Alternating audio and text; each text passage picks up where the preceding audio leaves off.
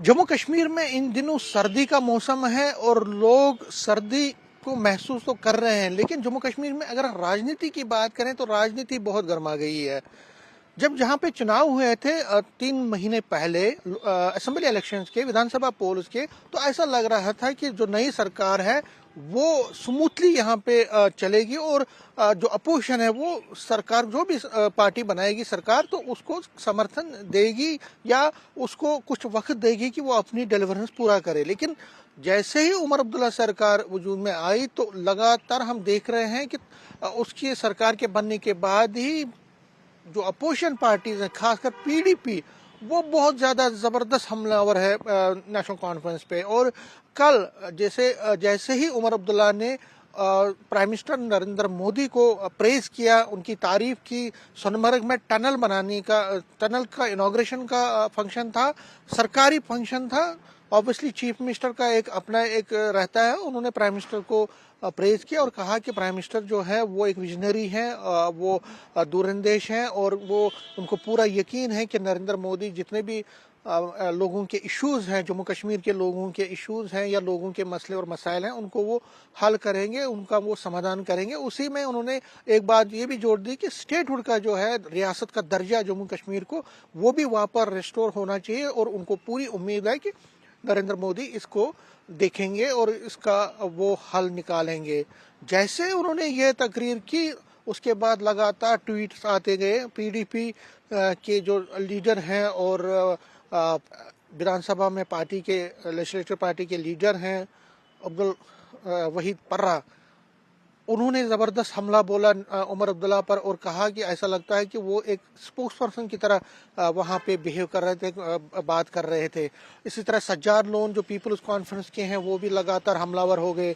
इसी के साथ जो बाकी पार्टीज के लोग हैं वो भी हमलावर हो गए। हालांकि नेशनल कॉन्फ्रेंस ने ये कहा कि ये एक सरकारी फंक्शन थी और चीफ मिनिस्टर वहाँ प्राइम मिनिस्टर आए थे। चीफ मिनिस्टर का एक दायित्व होता है वो उनको सम्मान और प्रोटोकॉल के हिसाब से उनको प्रेज करना, इसमें कोई भी बात नहीं है। लेकिन इससे पीडीपी पीपल्स कॉन्फ्रेंस अपनी पार्टी या बाकी जो पार्टियों के नेता हैं वो उससे सेटिस्फाइड नहीं। उन्होंने कहा कि नहीं, उनकी जो बात करने का ढंग था ऐसा लग रहा था कि वो बीजेपी की बात कर रहे हैं, वो बहुत जो है नरेंद्र मोदी को बहुत तारीफें कर रहे थे और ऐसा लग रहा है कि वो बीजेपी के लिए ही काम करते हैं, उनके एज ए स्पोक्स पर्सन काम कर रहे थे, ऐसी बात कर रहे थे। ये मैं आपको बता दूं, यहाँ पे एक दिलचस्प बात ये है कि जब इस सोनमर्ग टनल की जो इनॉग्रेशन तो कल हुई, लेकिन परसों इसका एक सर्वे हुआ जिसमें उमर अब्दुल्ला गए थे। उन्होंने एक फोटोग्राफ भी डाला था जिसको रीट्वीट किया प्राइम मिनिस्टर नरेंद्र मोदी ने और उस पर भी जो अपोजिशन पीडीपी है, सज्जाद लोन है, वो उस पर हमलावर हो गए पार्टी में। और इंटरेस्टिंग बात इसमें एक और है कि कांग्रेस पार्टी है वो, हालांकि नेशनल कॉन्फ्रेंस की यहाँ पे अलायंस पार्टी है, लेकिन कांग्रेस का रुख इसमें यह है कि कांग्रेस ये कह रही है कि ये जरूरी नहीं है कि बहुत ज्यादा प्रेज किया जाए उमर अब्दुल्ला की तरफ से नरेंद्र मोदी को बार बार या सेंट्रल लीडरशिप को। उन्होंने कहा कि हाँ, कुछ चीजों में उनको प्रेज करना है थोड़ा बहुत, लेकिन वो ज्यादा प्रेज ना करे, उससे गलत मैसेज चली जाएगी। दूसरा उनका ये कहना है कि उमर अब्दुल्ला को जब भी ऐसे ओकेजन होते हैं तो स्ट्रांगली स्टेटहुड की रेस्टोरेशन की बात करनी चाहिए और जो यहाँ पे लोगों को एम्प्लॉयमेंट के हवाले से है, बाकी डेवलपमेंट के हवाले से, उस पर ज्यादा बात करनी चाहिए। किसी को खुश करने के लिए दो चार बातें करना उसमें कोई अच्छी बात नहीं है। तो कहीं ना कहीं कांग्रेस भी खुश नहीं है कि जिस तरह नरेंद्र मोदी को यहाँ पे प्रेज किया जाता है। हालांकि नेशनल कॉन्फ्रेंस कैटेगोरिकली इस बात को डिनाई कर रही है कि कोई प्रेज करने की बात है या उनको कोई अच्छी बात करनी। उन्होंने कहा कि ये प्राइम मिनिस्टर है, प्राइम मिनिस्टर का अपना इज्जत है, हमारा बीजेपी के साथ कोई लेना देना नहीं है। हमारे जो उसूल है और हमारी जो प्रिंसिपल है और एजेंडा है जिसमें 370 की रेस्टोरेशन है, स्टेटहुड की रेस्टोरेशन है और बहुत सारे पॉलिटिकल और डेवलपमेंट रिलेटेड एजेंडाज हैं, उसको पूरा करने के लिए हम चाहते हैं कि सेंटर के साथ अच्छे ताल्लुकात रखे।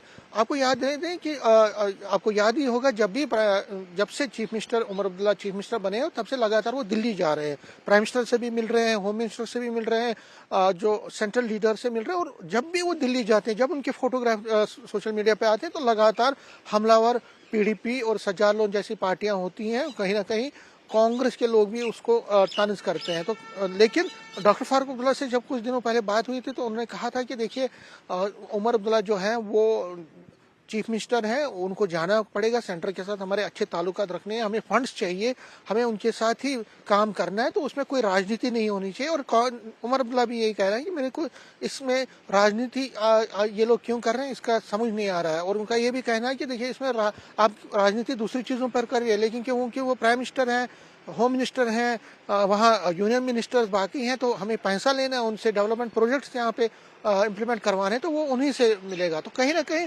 राजनीति मगर इस पर बहुत ज़्यादा हो रही है, बहुत गर्मा गई है। और जिस तरह से कई दिनों से लगातार 3 महीने से, और देखिए उसमें एक और बात ये भी है कि जो प्राइम मिनिस्टर है, यूनियन होम मिनिस्टर, उससे लगातार उमर अब्दुल्ला तो मिल रहे हैं, बहुत सारी चीज़ें तो दौरे कर रहे हैं, दिल्ली के दौरे कर रहे हैं, जिस पर उनको बहुत अपोजिशन का सामना करना पड़ रहा है। लेकिन अपोजिशन पार्टी ये कह रही है कि आप दौरे तो कर रहे हैं, आप उनके लिए मीठी मीठी बातें तो कर रहे हैं, लेकिन उन्होंने दिया क्या आपको? पिछले 3 महीने में क्या एक भी डिमांड जो है वो क्या पूरी हुई? क्या कोई पैकेज आया? क्या एम्प्लॉयमेंट का कोई पैकेज आया? क्या डेवलपमेंट का कोई पैकेज आया? कोई फाइनेंशियल रिलीज हुआ? कोई कंपनसेशन रिलीज हुआ? तो जो अपोजिशन है वो इस मुद्दे पर भी उमर अब्दुल्ला को घेरे हुए हैं। लेकिन जो फ्रेशली अभी टनल का इनॉग्रेशन हुआ उस पर भी जिस तरह से उमर अब्दुल्ला ने कोशिश की खुश करने की प्राइम मिनिस्टर को, और जो जानकार हैं, जो सियासी जानकार है, वो ये कह रहे हैं कि देखिए आगे की चुनौतियां उमर अब्दुल्ला के लिए बहुत ज़्यादा होने वाली हैं। वो as a UT chief minister खुश नहीं है, वो चाहते हैं कि यहाँ स्टेट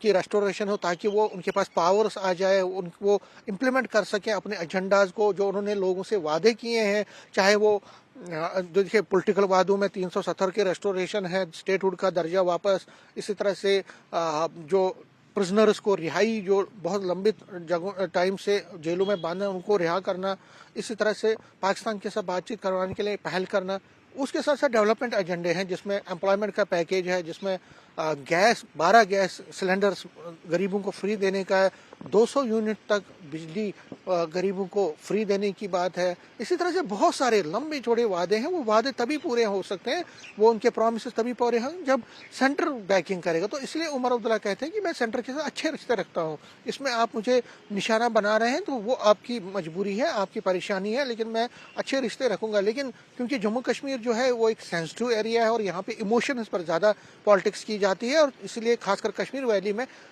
जब भी उमर अब्दुल्ला कोई मीठी बात करते हैं और प्राइम मिनिस्टर के लिए या लीडरों से, जो बीजेपी के लीडर हैं, या वो दिल्ली जाते हैं तो उनको तनकीद का निशाना, उनको अपोजिशन का निशाना बनना पड़ता है। और इन दिनों भी यही हो रहा है। लेकिन अब देखना पड़ेगा आगे कि क्या इसका रवैया रहेगा। और जो सियासी लोग भी ये कह रहे हैं कि फिलहाल तो ऐसा कुछ नहीं दिख रहा है कि बीजेपी और नेशनल कॉन्फ्रेंस की नज़दीकियां बढ़ रही हैं।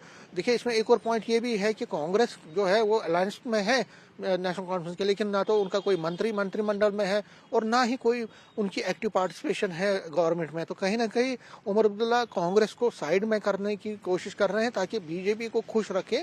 बीजेपी भी चाहेगी कि कांग्रेस जितना यहाँ साइड लाइन हो तो उसको नेशनली फ़ायदा भी मिलता है। तो उमर अब्दुल्ला को हो सकता है कि जानकार ये भी कह रहे हैं कि हो सकता है उमर अब्दुल्ला को ये भी कहा गया हो सेंटर की तरफ से कि आप कांग्रेस को थोड़ा हाशिए पर रखिए ताकि हमारे साथ आपके साथ बिजनेस करेंगे और आपके जो डिमांड्स हैं उनको हम पूरा करेंगे। लेकिन अब आगे की सियासत क्या बनती है, क्या नेशनल कॉन्फ्रेंस और बीजेपी की नज़दीकियाँ बढ़ती हैं या दूरियां बढ़ जाती हैं, या कांग्रेस जो है वो इस कोalition से बाहर निकलती है, ये तो आने वाला वक्त बताएगा। कैमरामैन बंटी के साथ मैं समीर भट्ट, न्यूज़ 18 जम्मू।